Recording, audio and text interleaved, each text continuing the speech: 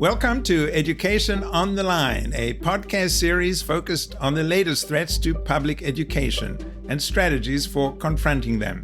I'm Louis Freedberg. Over the past year, most of the focus, at least on the political front, has been on a series of attacks on education by the Trump administration, especially on President Trump's attempts to dismantle or eradicate entirely the U.S. Department of Education. Today, we will be looking at what is happening at a local level on a range of issues, from book bannings and all-gender bathrooms to efforts by conservative and right-wing groups to win majorities on school boards. In particular, we'll look at whether pressures experienced before January 20th of last year on these fronts have continued, or whether there has been a shift to focusing more on national conflicts. More importantly, we will look at how local school leaders and decision makers can traverse this difficult landscape. To that end, I'm pleased to welcome two guests. First, Carl Cohn. Carl Cohn, as many of you know, is an esteemed educator and veteran school superintendent. He was superintendent of San Diego Unified and Long Beach Unified, the second and third largest school districts in California. He was a professor at California Graduate University and a clinical professor at the USC Rossier School of Education. In that role, he mentored superintendents in dozens of school districts, not only in California, but nationally. Most recently, with Jennifer Cheatham, he set up the Collaborative on Political Leadership in the Superintendency, which works with superintendents and other school leaders to navigate these tumultuous political times. Welcome, Carl. Thanks, Louis. Delighted to be here. Also with us is Wesley Smith. He is also a veteran superintendent who, since 2021, has been superintendent of the Newport-Mesa Unified School District in Southern California. Before that, he was executive director of the Association of California School Administrators, known to many of us as ACSA, which represents thousands of school superintendents and other school leaders throughout California, and it's the largest such organization in the United States. And perhaps most importantly, he was a high school English teacher, and I gather also a Spanish teacher, and a football and baseball coach. And in addition to all of that, he is currently an adjunct professor in the doctoral program at the University of Southern California. Welcome, Wes. Thank you. Honored to be here. Let me jump in with you, Carl. So much of the focus in the last few months has been on the Trump administration. Do you see the pressures, political pressures, that you have been tracking so closely at a local level? Do you see those easing off, or where do we stand right now? What we're going to see, because it's a midterm election year, and you have a boatload of local district school board elections, I see no waning of the attempt by the cultural warriors on the right to back off. I think we're going to see during this election year more and more emphasis on these kinds of issues. We had a district just before Christmas right there in Orange County where a school board member was arrested for child pornography, inappropriately contacting underage students. You can imagine the atmosphere around the next school board meeting of that district in Orange County, because it fits this sort of national narrative around public school folks perverting youngsters. And so when something dramatic like that happens, it increases to the exponential power everybody's attention on this, and everybody's going, see, I told you so, that kind of rhetoric. So I don't see this type of issue easing in 2026. Let me just press you on that a little bit, because after the November 2024 elections, when there were many school board elections around the country, there were numbers of reports indicating that for example, Moms for Liberty, which is, I think, one of the best known groups that's working in many school districts around the country, that they weren't that successful in many races. And it appeared like maybe they had lost momentum. I think nationally, you're seeing some of that. As I look at the California landscape and the fact that we have a Moms for Liberty school board president now running for state superintendent in a crowded field with a bunch of progressive candidates, I believe it's possible that if all those progressive candidates stay in, this Moms for Liberty candidate could make the top two. I don't think she has a chance of winning ultimately, but if she makes the top two, her issues, these culture war issues, I believe will be front and center in California. Let me bring in Wes Smith. Your district is in Orange County, which many of the, I'd say, the most covered, the most publicized conflicts around the culture wars, as Carl so delicately puts it, took place. What are you seeing? Let's just start in Orange County. It's interesting because we talk about culture wars and we tend to focus on one side versus the other. And I think in a state like California, we have evidence that suggests both sides can be extreme. And that impact can have negative recourse at the school level, the district level. And so we try here not to vilify sides and not to engage in these battles, but instead to do the work.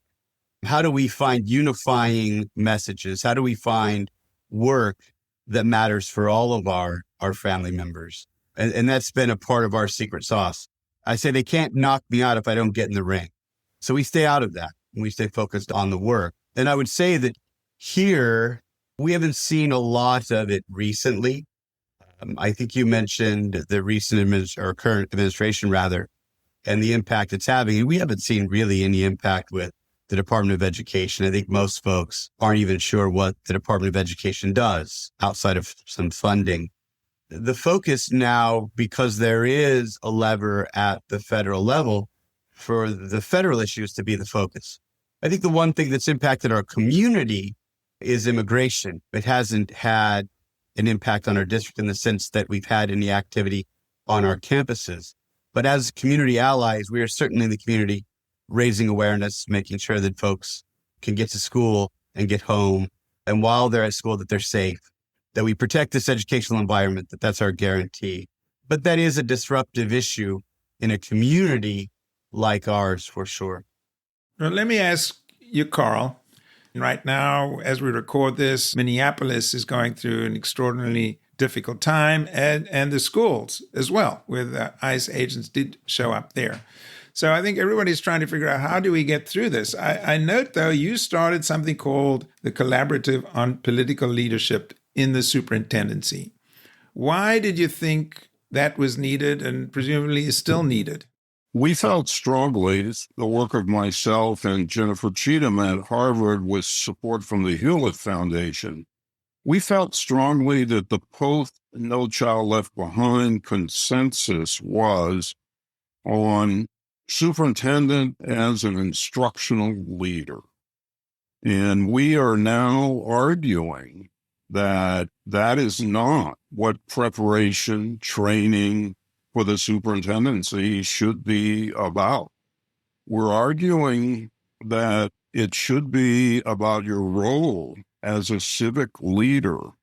Some people are uneasy with the term politics, so we've sort of landed on civic leadership. And we have concrete examples of outstanding instructional leaders who have been removed from their position because that Christian nationalist pastor down the road decides, I am taking over that school district. And the only thing that will save the youngsters in our community is restoration of religion and religious leadership in the public schools of America. Because the public schools, as one pastor famously articulated, the public schools are the devil's playground. And so that is what we are trying to do.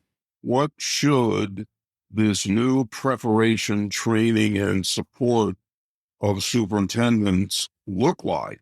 In engaging in civic leadership becomes incredibly important because often we believe that everybody knows we're doing the right thing and we're doing a good job. Often that isn't the case. You really have to take a message to the community and you have to show how you're going to engage the community so that they feel they have open access to see that this isn't the devil's playground. And so we've been working on that for about 3 years now, and it includes superintendents, politics of education scholars, some folks from the associational interest groups. But the assignment really is to better prepare superintendents for this kind of climate that we're in. And Carl, I do have to ask you, you mentioned Christian nationalism. I was in the audience a few weeks ago when you gave a talk at a conference and somebody got up and sort of implied that you were against religion or against Christianity. Just tell us a little bit about your background in that regard. Before I got into public education, I studied to be a Roman Catholic priest for 9+ years. I grew up in parochial schools, and I believe that in terms of the public school, you do not get to actively suggest that there should be some particular brand of Christianity that's promulgated in the public schools. And clearly, we have districts in what we call the Inland Empire, Riverside, San Bernardino counties, where large evangelical churches have suggested the opposite, that if you can get the most votes or a majority of candidates, then you are fully entitled to bring your brand of religion into the public schools. Wes, let me ask you about what Carl was saying. Superintendent, less as instructional leader and more having to deal with some of the civic and other political dimensions. Is that how you feel? Of course, public education is inherently political, right? What we have to do is help superintendents better navigate that. So to Carl's point, to be civic leaders, to be instructional leaders, we have to be able to navigate those political waters. What we have to resist, I believe, are partisan politics, right? Because when we get caught up in that, then we create this dichotomy of winners and losers, right and wrong. And I think that takes us off our course. I have 7 trustees, very diverse backgrounds, even on issues of LGBTQ plus youth. They have all agreed that every student in our district, all 18,000, have a right to be, like I said before, seen, heard, supported, and safe. Wes, it's not like Newport-Mesa has been some, paradise over there. You've had some issues there. I gather there was a big controversy about a graphic novel that dealt with some transgender issues and so on, and a number of other issues heavily centered in the culture wars. But you're still there. What is the key point that you would put on the table in terms of how you've been able to traverse this? Avoid the partisan. Focus on the unifying message. But that's tough, isn't it? Isn't that tough? No, but the work is tough. It's not an easy job. I question people's sanity all the time that want to be a superintendent, right? Because regardless of the pay that folks may criticize you of getting, it's not worth the headache that you have. I also think, again, we have to be focused on the results. And I would say with regard to the book situation, the book that we had in our library was put there inappropriately. It wasn't approved by the district. It was pulled from our library because it wasn't age appropriate.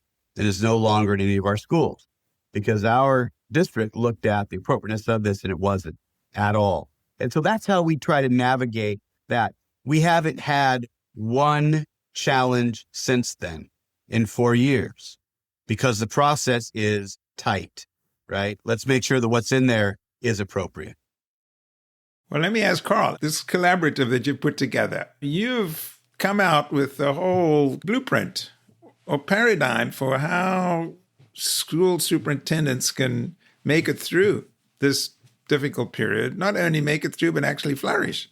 What are some of the things that you think are key? And just thinking about this year that's coming up, which, as you said, the political battles are going to be coming to a head at various levels.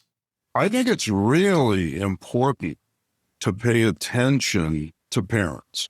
We actually encountered school district, one in Orange County, that offered parents to come to school. They get a briefing, and then they walk with administrators and teachers to visit classrooms so that if anybody's talking about secret grooming that is going on, you have an army of parents who are able to say, you know what? I've been in those classrooms, and none of the stuff that you're talking about is actually taking place. And here's the big difference from my point of view. When I was a superintendent, all politics was local. I knew that if I could navigate Long Beach politics, I could be successful. Today, all politics at the local level can be national. And so these issues around girls' sports, talk about an issue where the numbers are so small. But if you can weaponize this issue and get people believing that these threats to girls are active. I actually went to a forum in August of 24 at a church called Calvary Chapel, South Orange County. And I was there for 2.5 hours at this forum for school board candidates. If you had just walked in off the street and listened to the commentary, you would believe that the biggest challenge facing that district on a daily basis is biological males demanding access to the girls' bathroom. What was interesting about that forum, about 2 weeks later, I'm speaking to all of the Orange County superintendents. And I said to them, raise your hand if any of the schools in your district are dealing with biological males demanding access to the girls' bathroom. Not a single hand went up. But the atmosphere in that church forum was the belief that this has consumed the public schools, and if we don't stand up and do something about it, and if we don't replace the incumbent school board members, girls are threatened on a daily basis. That's what we're up against. And by the way, for those of you who just tuned in, we're talking with Carl Cohn, former superintendent at Long Beach and San Diego Unified, and wears many other hats, and Wesley Smith, who is currently the superintendent of the Newport-Mesa School District. Often there's a conflict between state laws or even the local school district policies that have been adopted, and now not necessarily federal law, but interpretations of federal law, which do fluctuate depending on the administration, because the Biden administration more or less requires school districts to accommodate students' choices based on their gender identity, whereas the Trump administration is saying that's actually a violation of civil rights laws.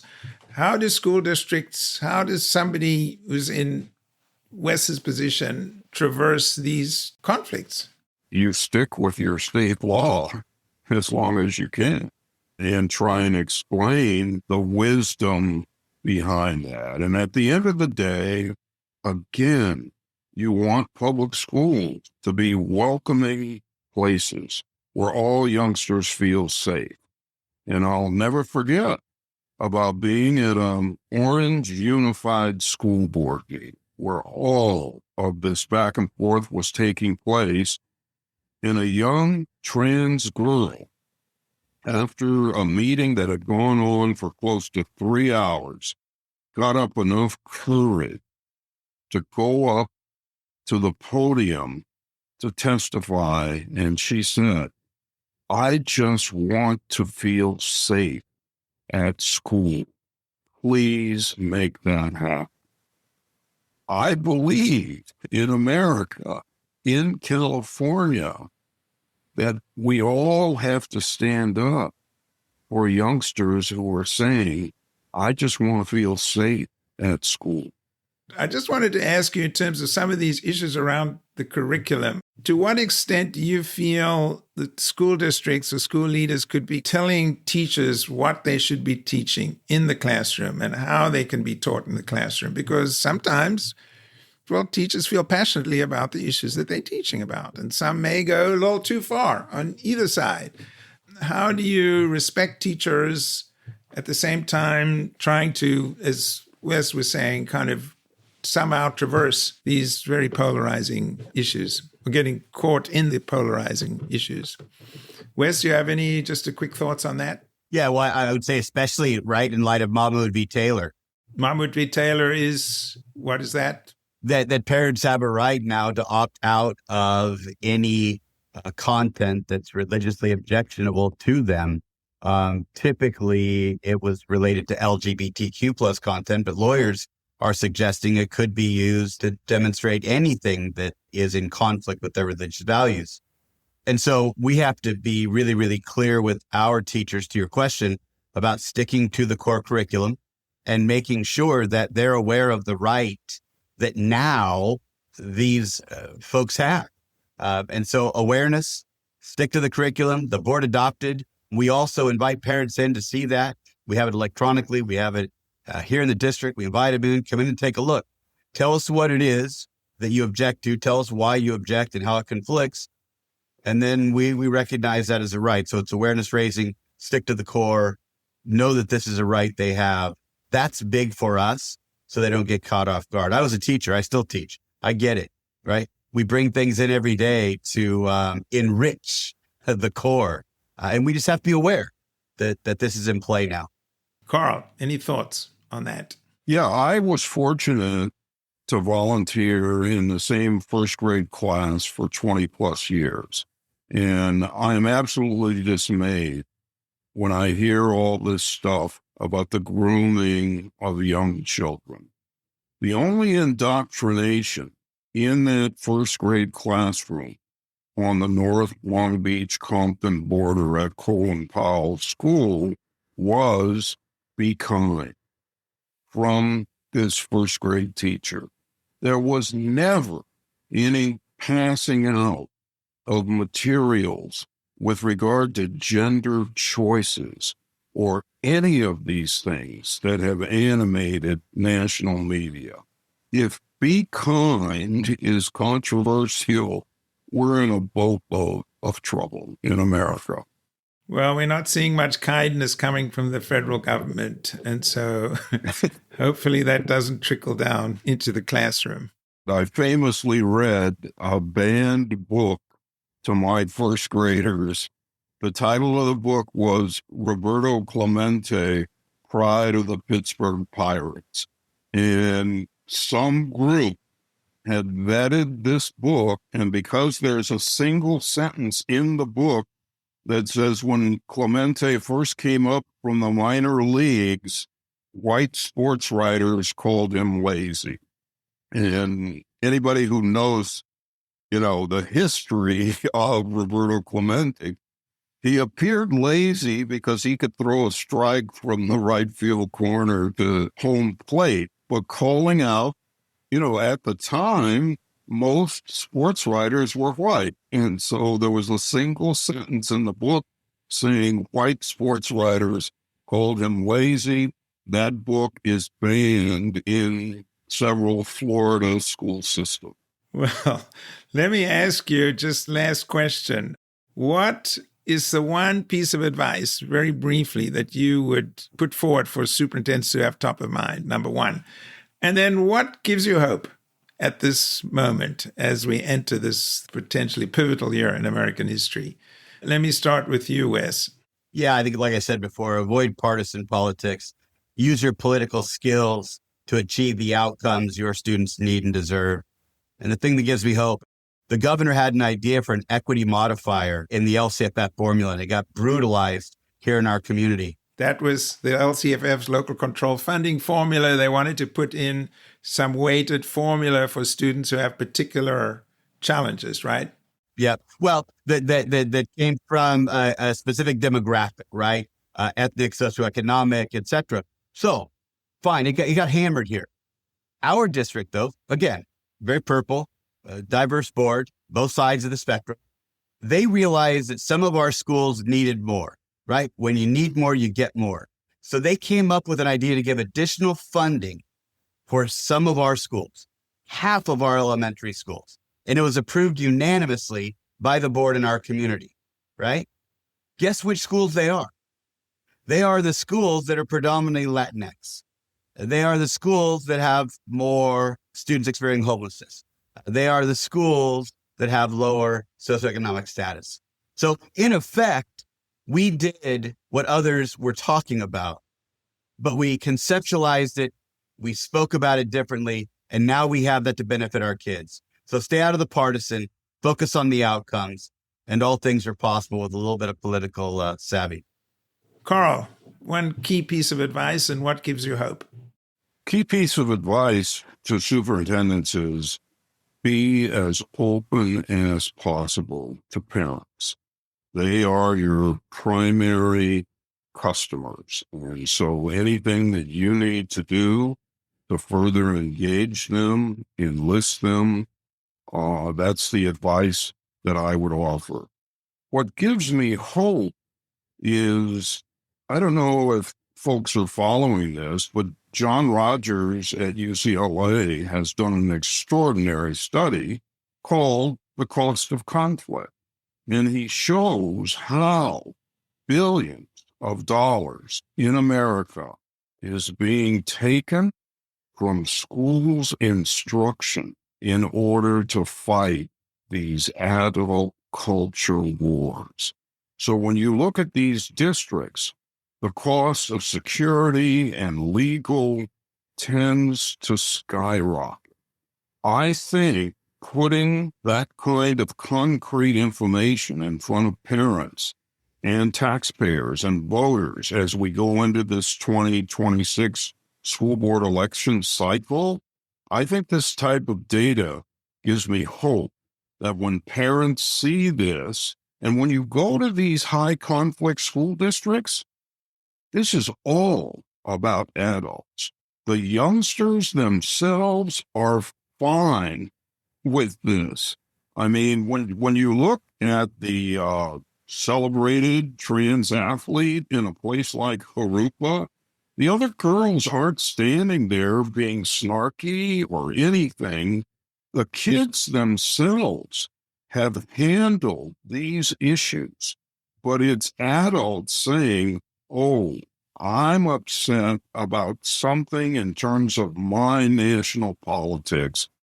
I want to thank both of you for this really rich and important discussion. We've been talking with Carl Cohn, esteemed educator, former superintendent at Long Beach Unified, San Diego Unified, and currently co-chair with Jennifer Cheatham of the Collaborative on Political Leadership in the Superintendency. Bit of a mouthful, but you can find that online pretty easily. And also Wes Smith in the trenches every day. Thank you so much for your service. It hasn't reached armed combat. Hopefully it won't come to that. But Wes Smith, superintendent of the Newport-Mesa School District. Thanks so much for joining us today. Thanks. Thank you.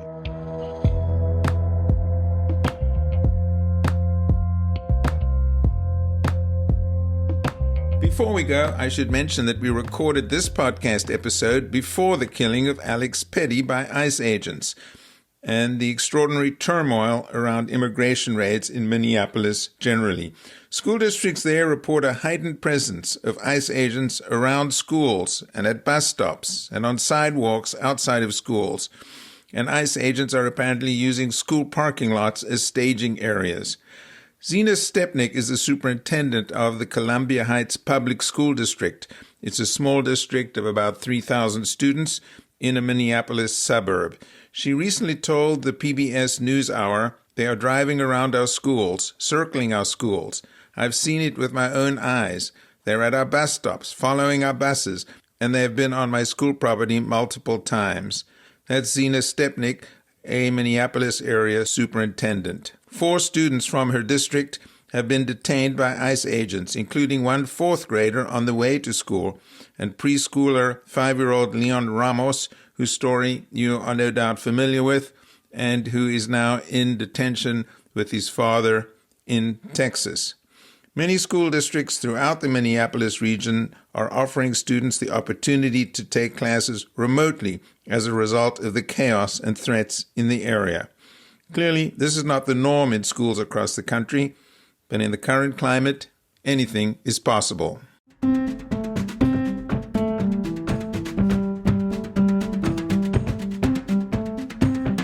On that note, we have to bring this episode of Education on the Line to a close. I want to thank our guests, Carl Cohn, co-chair of the Collaborative on Political Leadership in the Superintendency, and Wesley Smith, superintendent of the Newport-Mesa Unified School District in Southern California.